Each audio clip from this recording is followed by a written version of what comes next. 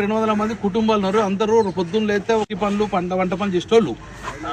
ఇప్పుడు మీ నోటీస్ చదివి ఇప్పుడు మీ నోటీసు ఏమని ఇచ్చిందంటే 1978లో శంకుస్థాపన చేసిన డ్యామ్ పక్కకు 200 మీటర్ లోపల మీరు ఏ కట్టడాలు ఉండద్దు, జాతీయ డ్యామ్ భద్రతా యాక్ట్ అని చెప్పి ఇచ్చి మీ అన్ని కొలగొట్టాలని కేసు పెడతాం, జైలు పంపుతాం రాసింది. అంతేనా?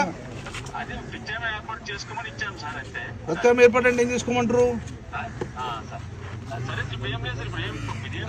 ఒకసారి నేను చెప్పాను సార్, ఈ గారు ఇక్కడ గిట్ట ఒక్క ఇటుక పిల్ల తీసిన, ఒక ఇల్లు ఉలగొట్టిన గంగుల కమలాకర్ మీదకెళ్ళి బుల్డర్ నడవాలి. రైట్?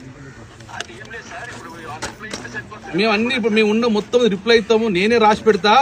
మీ డ్యామ్ కు ఇబ్బంది ఏమి ఉండదు, మీ డ్యామ్ కు ప్రాబ్లం ఉండదు.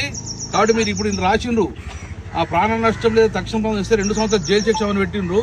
మీరు దయచేసి అధికారులు మీరు ప్రజలను హింసించకూరు, ప్రజలు చంపకూర్రి, ఇడిదికు రాకురు. మీరు మీకు డ్యామ్ సేఫ్టీకి ఏమి ఇబ్బంది లేకుండా మేము చూసుకుంటాం.